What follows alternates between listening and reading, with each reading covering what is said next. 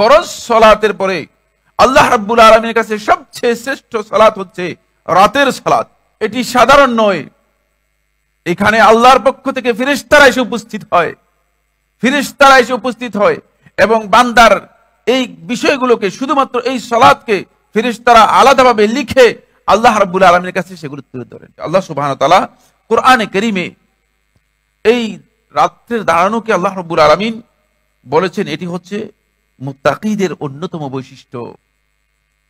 কোন ব্যক্তি যদি মুত্তাকি নিজেকে মনে করতে চান, মুত্তাকি এর গ্রেডে আসতে চান, তাহলে এই বৈশিষ্ট্য তিনি পাবেন। কানু কলিলাম মিনাল লাইলি মা ইয়াহজাউন, কানু কলিলাম মিনাল লাইলি মা ইয়াহজাউন।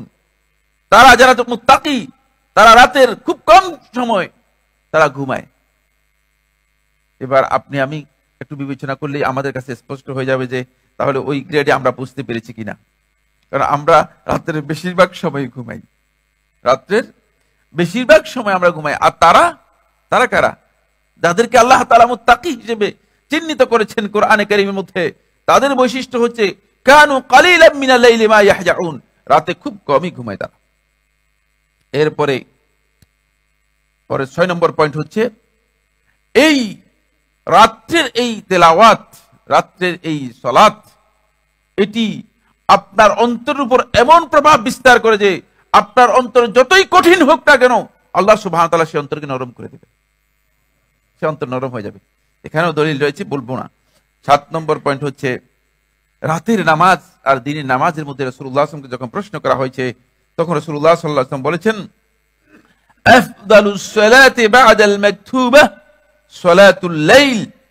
সহিহ মুসলিমের রাওয়ায়াতের মধ্যে এসেছে ফরজ সালাতের পরে আল্লাহ রাব্বুল আলামিনের কাছে সবচেয়ে শ্রেষ্ঠ সালাত হচ্ছে রাতের সালাত।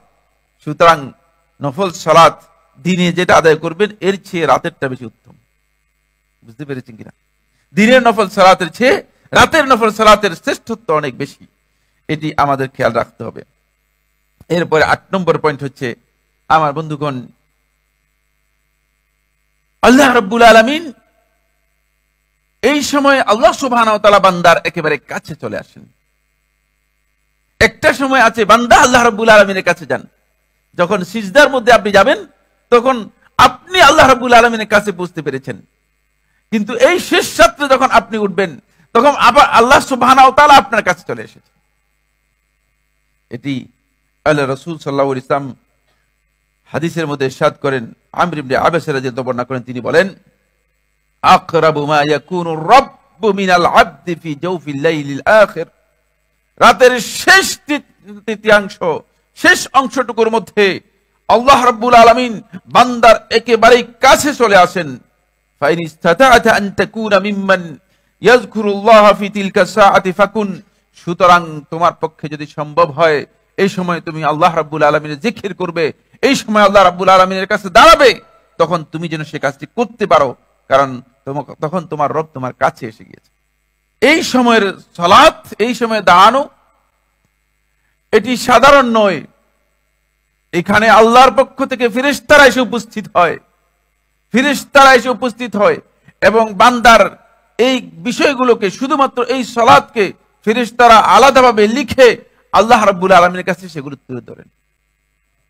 রাসূলুল্লাহ সাল্লাল্লাহু আলাইহি ওয়াসাল্লাম ইরশাদ করেন, রাসূল সাল্লাল্লাহু আলাইহি ওয়াসাল্লাম বলেন যে আবু দাউদের riwayaতের মধ্যে এসেছে, যখন আল্লাহর নবী সাল্লাল্লাহু আলাইহি ওয়াসাল্লামকে প্রশ্ন করা হলো আইয়ুল লাইলি আসমা, রাতের কোন ইবাদতটি সবচেয়ে বেশি আল্লাহ রাব্বুল আলামিন শুনেন এবং আল্লাহ রাব্বুল আলামিন কবুল করেন, গ্রহণ করেন, তখন ফাকাল সাল্লাল্লাহু আলাইহি ওয়াসাল্লাম, রাসূলুল্লাহ সাল্লাল্লাহু আলাইহি ওয়াসাল্লাম বললেন জাওফুল লাইলিল আখির, রাতের শেষ অংশে, ফাসাল্লি মা শি'ত, সুতরাং তুমি যতটুকু সম্ভব এই সময় সালাত আদায় করো, যতটুকু সম্ভব এই সময় সালাত আদায় করো।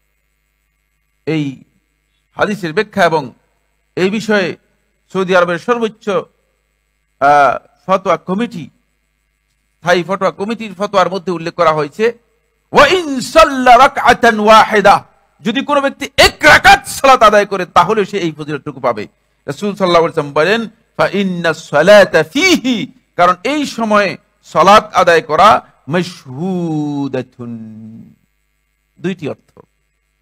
ইমাম আবু সুলাইমান খাত্তাবী রাহমাতুল্লাহ হাদিসের মধ্যে বলেন মাশহুদাতুন, এটি সাক্ষ্য হিসেবে আল্লাহ রাব্বুল আলামিনের কাছে উঠবে।